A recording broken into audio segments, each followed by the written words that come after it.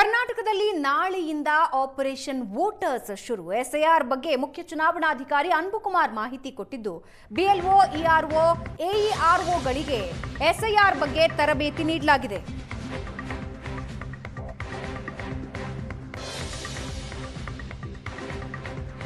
ನಾಳೆಯಿಂದ ಬಿಎಲ್ಒಗಳು ಮನೆಗೆ ತೆರಳಿ ಮಾಹಿತಿ ಪಡೆಯಲಿದ್ದಾರೆ. ಇವತ್ತು ರಾತ್ರಿಯೊಳಗೆ ಎಲ್ಲಾ ಮನೆಗಳಿಗೂ ಫಾರಂ ತಲುಪಿಸುತ್ತೇವೆ. ಮನೆಗೆ ಅರ್ಜಿ ತಲುಪಿದ ಬಳಿಕ ಸ್ಟಿಕ್ಕರ್ ಅಂಟಿಸಲಾಗುತ್ತೆ.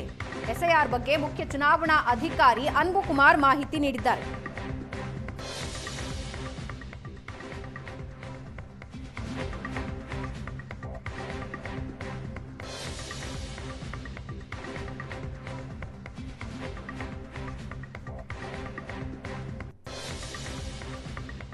ಮನೆಗೆ ಅರ್ಜಿ ತಲುಪಿಸಿದ ಬಳಿಕ ಸ್ಟಿಕ್ಕರ್ ಅಂಟಿಸಲಾಗುತ್ತೆ.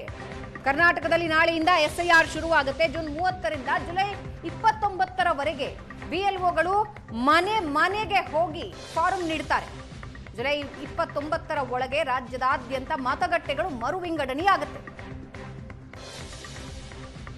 ನಾಳೆಯಿಂದ 30ನೇ ತಾರೀಕು ಜೂನ್ನಿಂದ 29ನೇ ತಾರೀಕು ಜುಲೈವರೆಗೂ ನಮ್ಮ ಬಿಎಲ್ಒಗಳು, ಬೂತ್ ಲೆವೆಲ್ ಅಧಿಕಾರಿಗಳು ಪ್ರತಿ ಒಂದು ಮತದಾರರ ಮನೆಗೆ ತಾವು ಎಲೆಕ್ಟ್ರೋಲ್ ರೋಲಲ್ಲಿ ನೀಡಿರುವ ಅಡ್ರೆಸ್ಗೆ ಬಂದು ಎನ್ಯುಮರೇಷನ್ ಫಾರ್ಮನ್ನು ವಿತರಣೆ ಮಾಡ್ತಿದ್ದಾರೆ.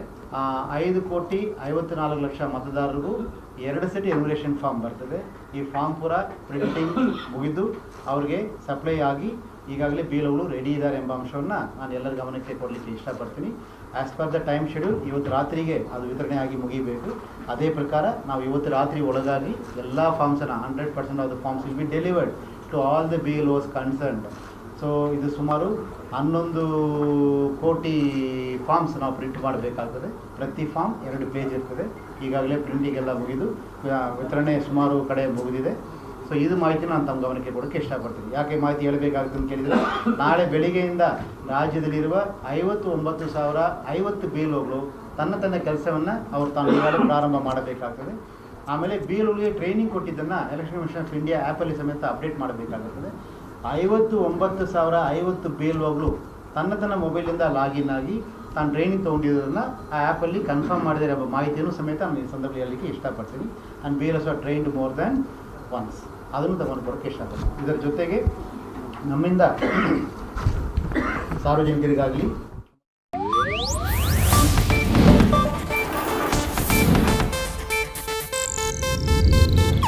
ಇದು ಏಷ್ಯಾನೆಟ್ ನ್ಯೂಸ್ ನೆಟ್ವರ್ಕ್ ಪ್ರಸ್ತುತಿ.